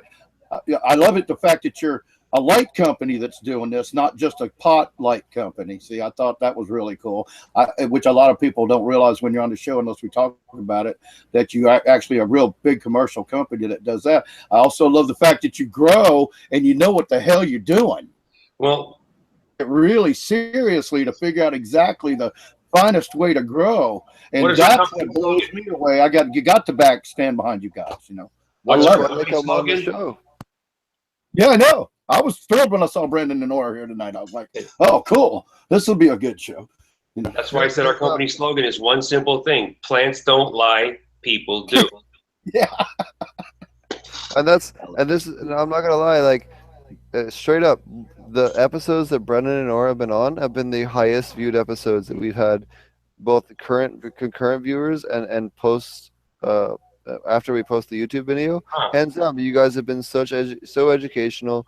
We get such good questions. You guys go off on very good educational tangents on topics that matter to the industry, and you guys really have an amazing source of knowledge. This is why we keep inviting you guys on the show. You guys have been on the show more than any other guest we've had so far now, being the third time you've been on. You guys literally have been on the show more than any other guest we've had that isn't a panelist. Well, we appreciate that. Thanks for I just having thought they were waiting for a train wreck to see which one of us falls down first. But hey, if we can help people with answers, is what we do. Unlike other companies, we want the whole movement to go forward. So if we all work together and share knowledge, better things are going to happen. Exactly. Right. We all have what we keep close to the vest to make money, but we can share everything else, the stuff that we aren't monetizing and we aren't going to, we all know a lot about different areas, and this is what the show is about. Marty and I started this show originally, and I know he had the quick deal with probably his munchkins, but we started the show originally because people told us you couldn't grow cannabis in aquaponics, and we're like, no, I know you can. I've done it, and I have scientific proof and lab testing and pictures and everything else. One of the most cost-effective ways to grow cannabis is in aquaponics. Exactly. In fact, here you go. Here's a picture from Marty's Marty. He's going to show you the vivid light here. Here comes the vivid light. There you go, Marty. That's not the vivid light on the right. That's No, those are the cheapo Chinese knockoffs. Yeah. So these are the first couple of LEDs I bought off of eBay for like $120 each or something like that. and it was like 3 years ago now. So I've had them for quite a while, but you can see just last week one of the panels is out. See that? Yeah. No, So, I mean the company. That just means the power supply is out or a connection is broken. Yeah. It's a simple fix. yeah, I'm pretty sure it's a power supply, but I've been waiting for that to happen anyway because I'll probably tear them apart and replace them with better drivers and stuff. Yeah, yeah. So that'll be a fun little project to do. But this is the veggie light, so you can see it's much more spread out. Yeah. And Right. So maybe actually, I'm it's a glad we summer bring this up. Let me bring this topic up real quick. Just if you guys need to run too, I wanted to bring this up real fast because it backs up what Ganja Guy was mentioning when he did the Spectrum King versus Black Dog run, was the fact that the blurple, which is what both of these fixtures are, produces more infrared and in turn more heat at the leaf surface level. And what that does is it reduces your THC potency and increases CBN potency. So yes, it will make it more stony, but it will actually make it if you're trying to do this for resale value, it'll reduce your quality goes down. Your ceiling on your resale value will be lower because your maximum THC is lower. The number one factor that affects resellability is that if you can have the highest THC, you will actually be able to get a higher price per pound than someone that has a 1 to 2% lower THC around in a head-to-head kind of sale to it. When I see what you call the purple light, I already know that it can't compete. You know, adding specific types to a fixture, but that, I mean, I can look at it with my naked eyes. Yeah, a plant will grow. It's not called weed without a reason. It wants to grow. But if you want to, across the board, terpenes, bigger weight, and everything else, you need to give them a better light source. Yeah, I mean, you notice with those light sources, because they have a lot of infrared, the plants will want to reach those stretch looking for that sunlight. That's why plants stretch. They're looking for that intense light. Yeah. Right. And so like this, when he says blurple, he's talking about these two fixtures over here. Yeah. This would be is a mixture of white and red, which is slightly different. It's still blurple. It's not the full white. Yeah, well, it's red dominant, which means it'll stimulate chlorophyll B production specifically. But that's again when you're trying to get secondary metabolite production, which we mentioned earlier, and a better overall plant, better terpene profile, you need full spectrum light for that to happen. Will it grow under that? Sure. If I lab test against that, will I be threatened? Hell no. Right. Yeah. Yeah, it'll still be within. And we're not saying it's a bad light. Everyone has a tool for a different application. Everyone, everything has. So their tech behind the spectrum they have is is they want it to still lean heavy, similar to an HPS light, and still have intensity, and then still have that baseline of white. As you can see, it's got a heavy amount of just straight white diodes in there. And so it's not using what the reason I don't call it blurple is because these have multiple color LEDs that are all individually inefficient as opposed to these over here. I call that a hybrid, I guess. Yeah, I don't consider this anywhere close to full spectrum. Yeah, they sell it as full spectrum though. That's the thing. That's what we're educating people that thanks to Brendan and Orr come on the show that these white ones that's full spectrum, but it's are not full spectrum. Well, all of the light coming out of one diode. Marty, wait a second. Yes, those white ones are full spectrum, but if I take a reading of that fixture at 1.5 feet away, you'll see that it's going to be a red dominant peak. It looks, I'm guessing, but about 660 or somewhere around there. Yeah. Yep. That's exactly right. What 660 does is stimulate specific chlorophyll B production and photosynthesis, but it's like when you make the perfect pasta sauce, but you don't put the other ingredients in. Yes, you have your tomatoes, but what about the garlic? What about the basil? What about, it's going to be there. The plant's going to grow. It might even look okay when you take it under regular light, but aroma, taste, flavor, everything else will not be the same. Right. So that's why I asked you guys about a low profile light that would be all white essentially, because that's what I would really like to test this against. Would be because obviously it puts the spectrum to test in the same way we did before. There's 12 diodes per module on that fixture if I'm seeing it right, and it looks like there's 3 of all 12 are white. Is that accurate? 6. Yeah, that's correct. 3 of 12. So what Yep. that looks like to me is a mounted frame of actually security wall lights repurposed into a fixture. So I can't tell the lenses from the look that we have here, but it does look Which is reminiscent of a so security heavy. fixture, you know? And a lot of those factories in Shenzhen and China, they send her the emails every day. I get 6 to 12. So I know exactly where the stuff's made because they keep trying to get our business. Well, we keep making our stuff here, but they keep asking us. Yes, they can make it cheaper and they can make those fixtures that way, but the quality of light output over time is nowhere near the intensity you want to have for a fixture you're spending good money on. Yeah, I'd like Steve to take a look at the flowering unit tomorrow and give you his thoughts on it, Marty. That'd be cool. Yep. Yeah. Me and Old Fart Grows will be up there tomorrow. We're gonna go drop off. We gotta run up to Santa Ana and do our drop off with the Emerald Cup. So we'll be When I at move into the Spectrum King on the way back. when I move into the new house, I'll be setting all this up again, and I'll actually have more room over there, even though Subtle the hint. room is Yeah. smaller. Subtle. Yeah. Like Marty, just, all you guys, seriously, we're here to work together with people. We'll find a way to make something work. We just have to figure out what, where, how, when. I'm sorry, we got to bounce. I have other things I got to get doing too. Yeah. I We're all very crunched. don't want to overstay my welcome, but I stayed an hour longer than I thought I would. And and I apologize. Blown up like a pinball machine. Good night. No, all of us are very crunched with the convention, so I really appreciate you guys' time. I'm glad I could thank give you you. guys. Much Appreciate it. appreciated. It was Thank great you. every time. See you Thank soon. you, guys. Cheers. I'll see you guys tomorrow. I always love having them on the show. I tell you what. It's a so upbeat show too. It's like, it's moving when we have them boys on the show. I love having those guys on. I do apologize for taking up more than our time than we originally intended. But we, again, I tried to get them off the hook about 45 minutes ago, and we kept having a conversation, which tends to happen with them. Well, hey, they're big boys. They can go whenever they want. It's free country. Well, not only that, they provide some of the best information we've had on this entire podcast in terms of detailed information, explanations as to why shit happens, why things grow the way they do, why their lights are different than the others, why they certain work. lights behave a certain way. And not only that, just good lighting information. Look, you don't have to go Spectrum King. I get that sometimes their stuff's a little bit pricier on the higher end, especially when you go to large scale lights, but they give such good information to help you be better educated even if you're not buying their light, on how to properly evaluate competitors' lights at the very least.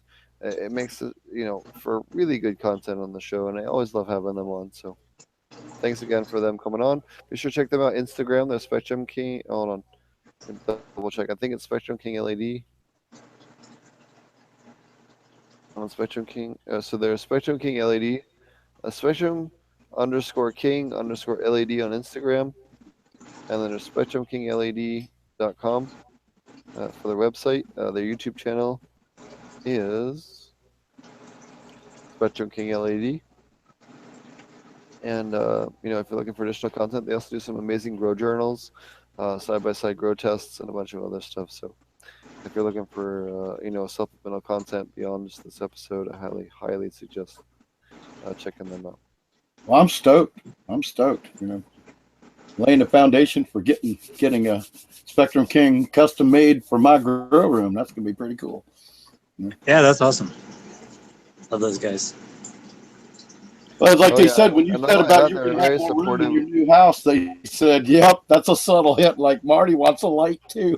Well, not only that, Fish Ganja Guy actually did a big side by side where he bought a black dog and bought a Spectrum King and then ran them side by side so that no one could say that, oh, well, he got this for free, or they've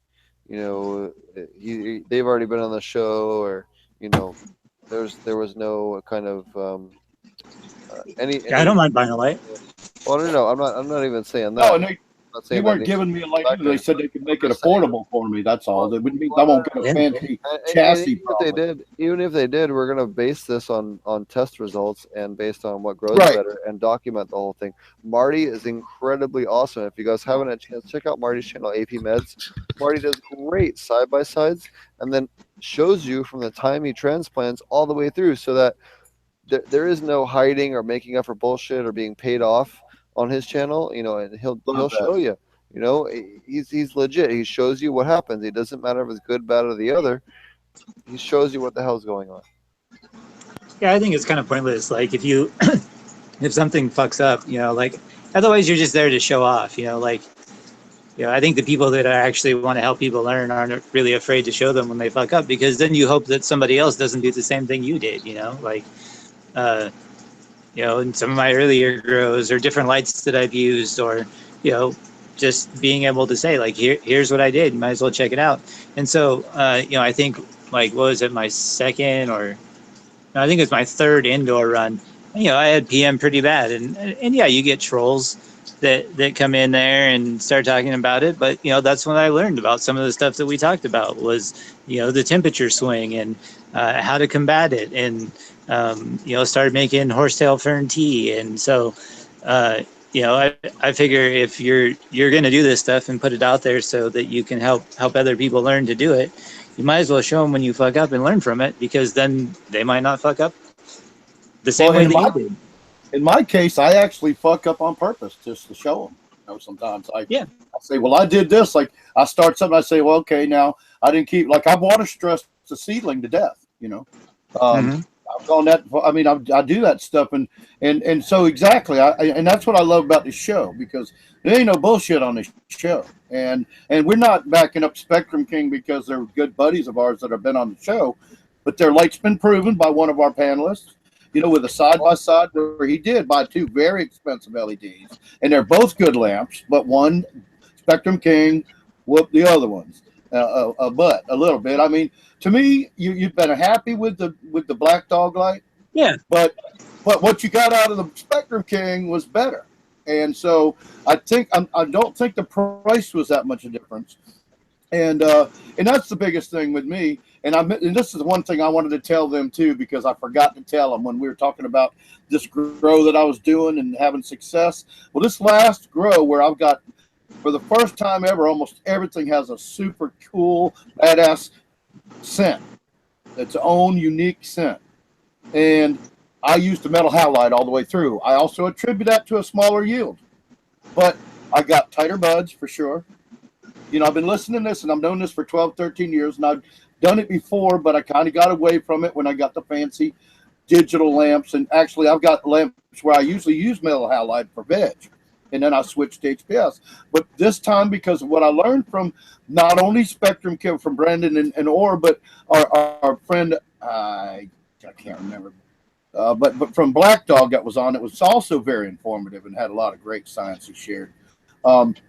About the blue light and the metal halides and all. And we all know that there's a lot of old school growers out there that they believe in totally metal halide. They don't grow with big super HPSs. They grow with, like, you know, I mean, back when I started, the big light was a blue iHortolux blue. You know, it was about $120 for one lamp, 1,000 watt. But I mean, I'm going to tell you what, you better wear some really serious glasses when you go in there, because it's like walking into a room with the sun. And I got to it this time, and I will say one thing to everybody. All the way from start to finish, I got a lot tighter buds. I'm not sure. I did some different experiments, so I'm really not sure whether it was strain genetics or whether it was the light, the metal halide, or just the fact that I did some extra stressing on the plant. You know, I got a much smaller yield than I've been used to for the last couple of years, but the quality is unbelievable. I think the cooler light allowed the terpenes and the flavor to really come through more than what the hot red HPS might have done. So that's the end of I mine. found the same thing with ceramic metal halide. It just really brought out the terpenes, like just the smell and the flavor. I I feel like it was better, and obviously lower temperature as well. So Right. I haven't ran my other lights at all since then. I've left the ceramic metal halide in there, and I'll have those running in the new grow as well. So I'll be doing 12 plants indoor over the winter time, and then moving outdoor for the outdoor season. So that'd be nice. Well, I tell you what, it was nice. It was real cool because the fact that, and it was those kind of things, like, because I got that from, you know, people talking on the show, the light, not just the lighting people, but you. And I think it may have really come from you, some of it, where it reminded me that I'd been wanting to do this for a while, to use the metal halide. And it was a 600 watt. So, I mean, I didn't give away a lot of light, but it definitely ran cooler. And I'm able to run my lamp only like 18 inches above the canopy. So that's great for light penetration because, you know, generally they say, you know, when we were running 1,000 watt, you know, magnetic ballast, they were talking like, well, you want to keep that thing 24 to 32 inches. But and this for you people out there, you know, when we talk about the distance of the light, LEDs are different because they talk about this footprint, and they're talking about leaf temperature and stuff like that, as opposed to where we used to talk lumens and all that. But what I do, way to know where your light's at the right place if you're using HIDs, whether it be a metal halide or an HPS, is you put the back of your hand at the top. Where's my? I got a different setup tonight. Oh, I'm off. My camera's off. Hold up. So this is more what happens with an LED. You put your hand at the top of your canopy, right at the top of your canopy, and if your hand is hot, your light is too close. If it's gently warm, it's perfect. So you want to, as the plants get bigger, you want to make sure you just move that light up simply. So if you put your hand in there one day, you walk in there and you feel heat on the back of your hand, raise your light a couple inches. That's all you got to do, raise a couple inches. But what I loved about the metal halide, I was able to get it so much closer. Like, well, I don't know where I am. Damn. So Hey, much Roger. closer than before. See how this plant here, it's got light bleaching on top? Can you see Well, that? you know, you remember you're talking to a semi-blind guy, but yeah, I can see I think I can see that. Oh, yeah, it looks lighter on the top because it's light. It was too close to the lamp. Can I butt in for a second, just because Tommy and I need to get rolling here before too long? I'll leave the podcast rolling, but can I just cover real quick the Aquaponic Association recap? Before we Yeah, get sure. on Actually, I gotta get going too. Then you guys can talk about whatever you guys No, want. we're just shooting the shit, you know, having fun. I don't mean to interrupt. Just Tommy and I are very much under a timeline till tomorrow morning. So That's fine. I gotta go Go for put it, kids to bed anyway. Go for it. Yeah. We're just rehashing stuff we, So I you know, just from wanted to give a big shout out to the Aquaponics Association. I had a chance to speak on aquaponic cannabis production. We had an incredible response. There's a lot of people learned a lot of different things from the cannabis industry. Could greatly benefit their lettuce production. We had just absolutely incredible response to the presentation, and it was very cool to see Charlie Schultz presenting as well. He's part of Purity Medicinals, which is the company that I'm part of now, as well as Ken Armstrong, who owns Ouroboros Farms, speak on their. Sorry, a little tired. Steve. Sorry, I'm tired today. It's very. I've been working too many days for 18 hours plus per day this last week. That's all. But basically, it was really cool to hear Ken talk on his commercial experience, hear Charlie talk, get a chance to vibe really hard with Nick Sandoval, and some of the other people that were there. The gentleman that was with us, Pedro from Puerto Rico, he was really awesome to finally meet him in person, and just a really great experience. And kind of realized us people, and if you're from the vegetable world, then I apologize ahead of time. But basically, those of us in the aquaponics industry that are working with cannabis are pretty well far ahead of everyone else. The only two people speaking on probiotics, speaking on lactobacilli, speaking on a lot of these other stuff that we talk about here regularly, speaking about nutrient density and a lot of this other stuff. We're all cannabis producers or people interested in the cannabis or medicinal herb industry, or on the very far end of research, one of those three categories. So it was really kind of awesome to see that we're, those of us doing aquaponic cannabis really are on the far edge of the technology and the advanced end of the what we can do with aquaponics, and how this is going to be back applied to the vegetable and other production that's in the industry, and help us make the aquaponic technology really where it needs to be, rather than just kind of in the holding pattern of just lettuce that we've kind of been stuck in for whatever reason. People haven't innovated enough and haven't really been attacking the problem in the way that I really feel like they should have been. And it was nice kind of to present to people that really absorbed the information in a way and understood it in a way that was really kind of very much relevant to their industry in a way that they haven't been exposed to before. And I really feel like we're kind of pushing the edge on that, and it's great to be part of this show, and great to have all of you guys in this community to feed off of, to help kind of push all of this forward, and to be on the bleeding edge of it. Very cool. So thanks for everyone for coming out on that, if you were in attendance. Good to see everybody. I'm going to get out of here because many miles to go before I sleep. Good All luck, right, Tommy, Tom. good to see you. I'm going to I'll be around if you guys want to just do your wrap ups real quick, like Gordon and stuff. I actually have to run. I gotta go help out Tommy. You guys can check me out on Ponics on YouTube if you're listening to the audio version, and I'll let everyone else introduce themselves, but we do have to get running here. Okay, you can check me out on AP Meds is my YouTube channel. I have a Patreon, which is a little slow at the moment, but it's got a lot of content that I've sort of built up. Got a little harvest video from this one, and we'll do another harvest video and a curing video on that one. And that's all just revolves around home grow stuff. People that want to grow for themselves, aquaponically, things to consider. So whether whether you are a new cannabis grower or you are new to aquaponics, hopefully you find something there that you can benefit from. And check out the Facebook group, which is Aquaponic Cannabis Growers on Facebook. You can check us out on Rogers Forum. We've got lots of content on there. So yeah, thanks guys. Have a good one, and see you next week. I Yes. one last quick thing to plug. I actually did a really cool decarboxylation video today. Oh yeah. So if you guys are interested on more advanced decarboxylation, definitely check it out.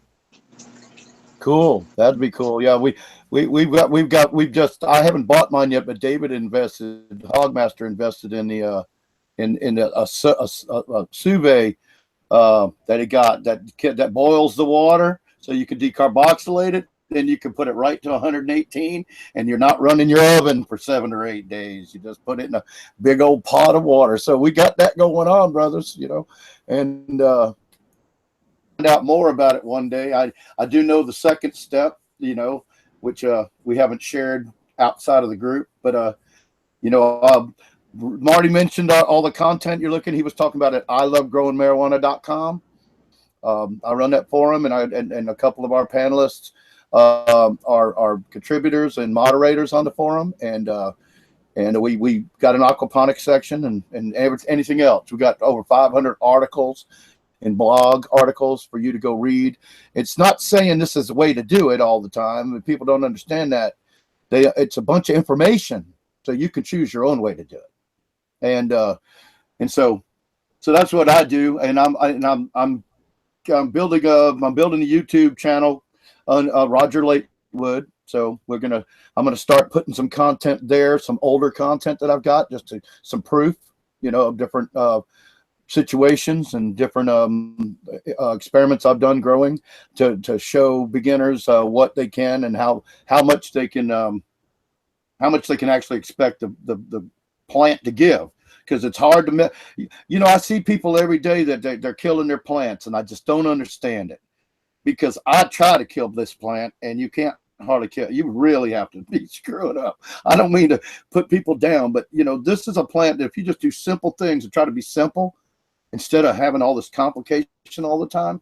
And I'm not even saying aquaponics. Aquaponics is really, The aquaponics is complicated, but growing the plant is simple. And even aquaponics, the way that the several different methods that we've learned, no, these guys are all different. But look, I'm going to stop talking about all that because it's the end of the show, and you guys don't want to hear me rant on that anyway. We got a couple of we're hella tight. We got about 6 to 8 hours to finish all of our production. So good night, everybody. It was a great show. Thank Brendan and Orr and Steve, Aqua Steve, and Marty, and for starting this show out, because we have a blast and we all learn something every week.